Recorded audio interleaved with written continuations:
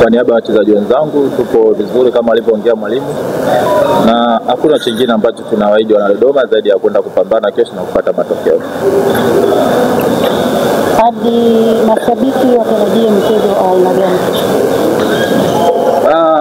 Utakuwa ni mchezo mzuri kwa sababu kila timu inahitaji pointi 3 na sisi kama tunahitaji zaidi pointi 3 kwa sababu kwa position ambapo tupo na kwa ile position ambapo kuanzia nafasi ya 6 mpaka za chini huku tumeachana gap ambalo sio kubwa sana. Kwa hiyo sisi tumekuja kwa sababu ya pointi 3 ili kutuondoa pale tulipo na kufocus zaidi. Shukrani sana. Nakaribisha maswali kwa Bibana. Kama unavyojua kwamba mchezo wa Dodoma na Simba unakuwa ni mchezo mgumu, na sisi wachezaji tunajua umuhimu wa hiyo mechi. Ukiacha michezo ya nyuma ambayo imepita, ni kutokana na pointi ambazo tunazihitaji. Tunahitaji pointi 3 na tuangalie kwamba tunaenda kucheza mchezo wa design gani, kwa sababu hii raundi ya pili iangalie unacheza vipi. Unachoangalia ni kupata pointi 3 dakika 90. Kwa hiyo utakuwa ni mchezo mgumu na utakuwa ni mchezo pia wa burudani, na pia hautakuwa na vitu vingi sana zaidi ya alama 3. Ndio kitu ambacho kwanza unapojua unapocheza mechi na timu kubwa, unapocheza na Simba,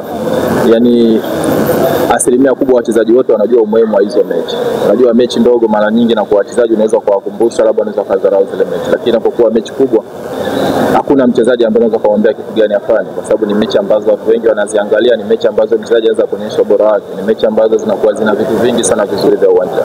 Kwa hiyo kwa sisi kama wachezaji senior player tumekaa na wachezaji wengine tumeongea, kwa sababu kikubwa tulichokifuata hapa ni pointi 3. Kwa hiyo hakuna vitu vingi sana ambavyo tutaviongeza labda vikawachanganya wachezaji wengine zaidi ya kupambana na kwenda kupata alama 3.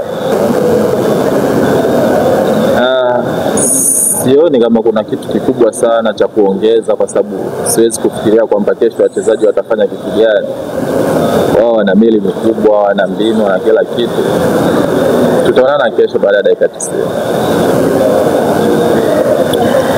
Shukrani sana Abdi. Zungumza na mashabiki wa soka kuhusiana na kuwakaribisha kwenye mchezo wa kesho. Mimi napenda kuwakaribisha wapenzi wa mpira, mashabiki wa Dodoma Jiji waje kwenye uwanja wa KMC kesho kuja kupata burudani, na kikubwa zaidi kwamba sitakuwa pia na mashabiki wetu wengi kutoka Dodoma na wa Dodoma ambao wako hapa Dar es Salaam. Kwa hiyo tunachofurahia kwamba tutakuwa wenyewe, tutakuwa na watu wengi sana uwanjani, na mashabiki pia wa Simba waje pia, kwa sababu wao ndio wenyeji na sisi tutakuwa ni wageni, lakini baada ya dakika 90 sisi tutakuwa ndio wenyeji. Shukrani sana Abdi. Hiyo ni